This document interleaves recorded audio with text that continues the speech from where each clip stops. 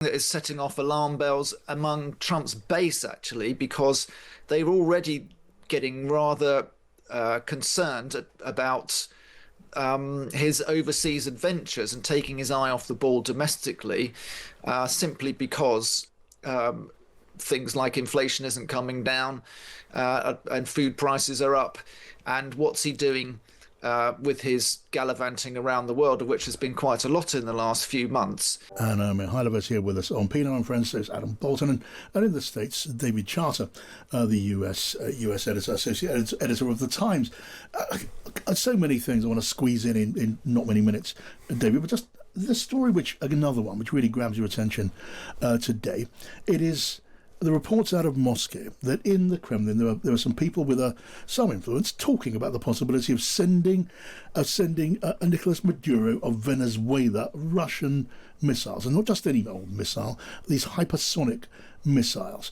And this, of course, at a time when there's a lot of tension between Venezuela and Donald Trump's Washington. Even talk of a military intervention by Trump into Venezuela. They want to see Maduro gone. Now imagine all of that going on at the same time as, just conceivably, I don't think it's necessarily very likely, but just conceivably, hypersonic missiles of Russian origin ending up in Venezuela. Are they talking about that there now?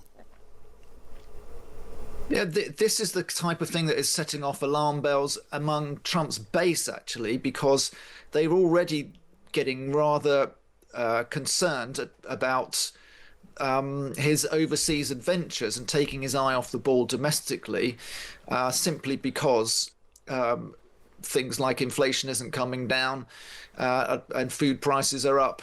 And what's he doing with his gallivanting around the world, of which has been quite a lot in the last few months?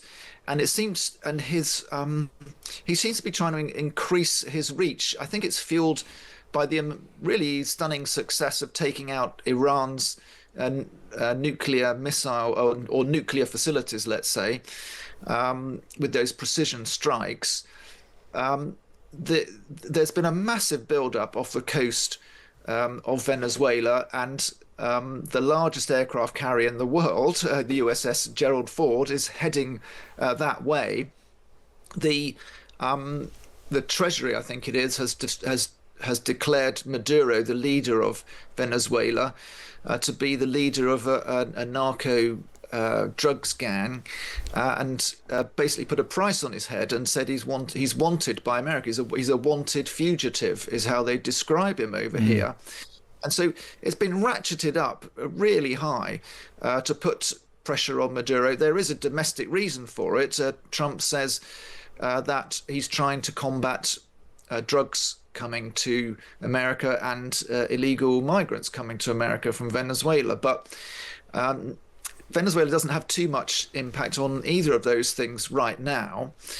And so Americans are wondering, where is this all heading? And is this adventurism by Trump exactly what he built his career opposing in the previous era, a previous iteration of the Republican Party, which did think it should go round the world, and especially in its own hemisphere, as they call it over here, yes, to change regimes and make sure the people in power are friendly to America. Yeah, I mean, I spoke to Tim Marshall earlier on. He's certainly one of my favourite foreign policy pundits. What was his take on this?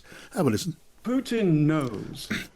He knows what happened in 1962 in the Cuban Missile Crisis. He knows that if those missiles are on their way to Venezuela, yes, that is a line that I just don't think he would cross, because yes, the Americans would be prepared to go to war over it. So yeah, I think all the stuff about Venezuela and attacking the drugs gangs, which are being linked to President Maduro, I think that's going to go ahead. yeah. I think this other side of it is sort of megaphone diplomacy between the White House and the Kremlin. Yeah, I mean, Tim Marshall's interesting thought was this is Putin rattling the sort of hypersonic missile saber, just to warn off Donald Trump from sending Tomahawk cruise missiles to Ukraine. But the idea of a new Cuban missile crisis coming out of all of this, it's a pretty sobering thought.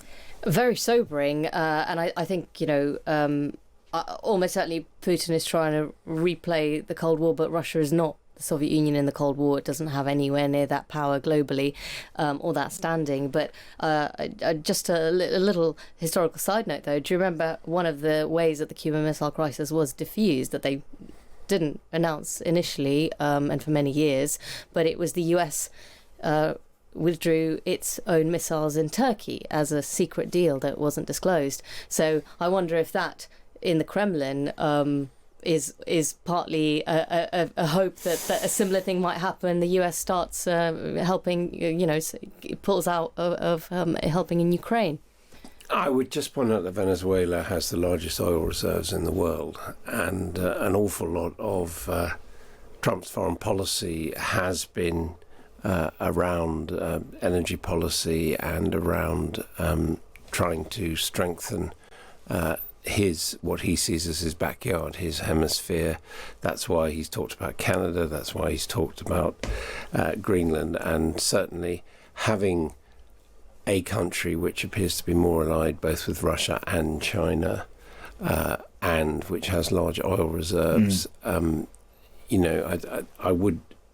He is someone who is conflict averse, but nonetheless, I think he would see it as a great feather in his cap if he could lead to the destabilization of the Maduro regime and put in someone who would be pro-American. Yeah. And, it's pretty clear that he also enjoys the blowing up of boats, claiming that they're drug traffickers, as a straightforward demonstration of, unencumbered American power to take people out, as he had put it. Yeah. Okay. I want to skip on, inelegantly skip on, and talk about the American elections the other night, which is obviously watched very closely here in politics land in the United Kingdom, and on the Labour side in particular. Anna, you'll have been talking to Labour people about all of this, and I want to hear what you're hearing from them, because some of it is curious and interesting.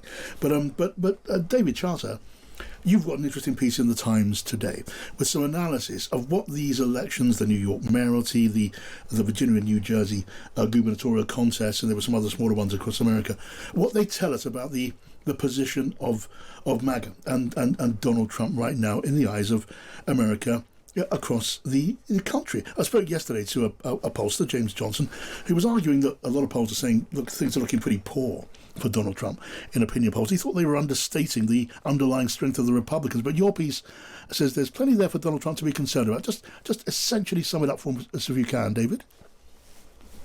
Yes, a number of factors. One of them was the dramatic switch back to the Democrats of the Hispanic vote, which Trump recorded the highest ever Hispanic voting of any Republican candidate for president.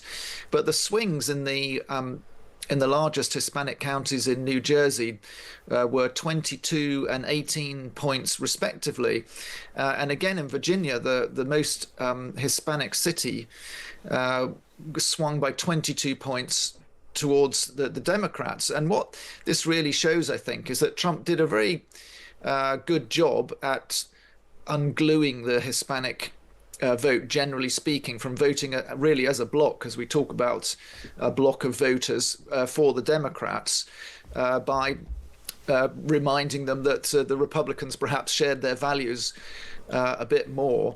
But now they've become voters who are very hard to predict. They're unmoored from any political party, I think, and they are very.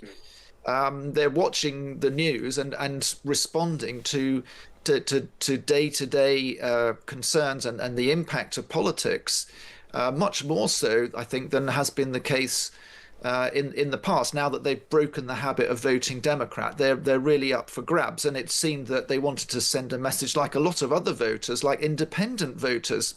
They wanted to send a message to Washington that inflation's still too high and the cost of living is still too much. Independent voters swung in Virginia by 19 points to the Democrats, and in New Jersey, which the Republicans really thought they had a chance of winning the governor race, they swung by 13 points to the Democrats.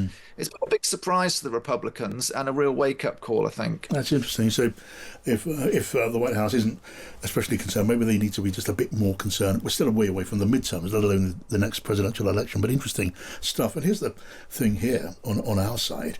So I now keep on hearing that among Labour MPs, a number of them are taking an enormous amount of comfort from the win of Zoran Mamdani, the new mayor of New York, who calls himself a democratic socialist, seen as something of a radical. It seems a bit curious, Anna. What are you picking up on that, Anna? It's very curious. I mean, I think that quite a few Labour MPs posted yesterday and were privately talking about how that could see a path for Labour, a way to fend off reform, but it's obviously it's a big stretch to compare New York, the circumstances in New York, and the fact that the leader in question, the new mayor, is incredibly charismatic, a rare media performer and a communicator of which it's you just don't see often in politics in terms of his ability to speak and reach out to voters. Yeah. So a party with Keir Starmer in the lead in this present moment, I think is. I think politely, it's bizarre to be seeing too much comfort in that.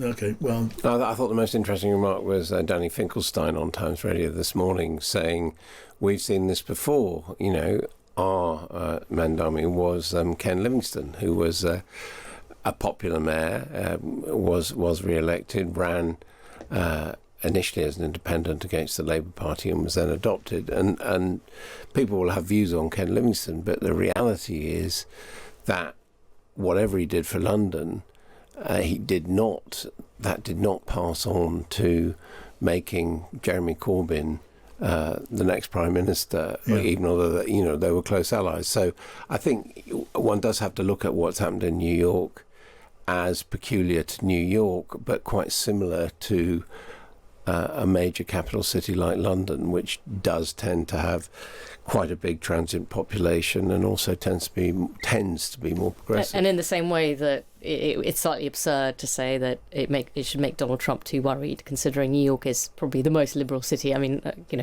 beyond LA and Hollywood, you don't really get more liberal than that. So no, you don't. But it's not surprising. The turnout was extraordinary, and the shift across in those ethnic groups like Latinos was there's more than nothing. Well, of course, don't forget there's been the ICE clampdown.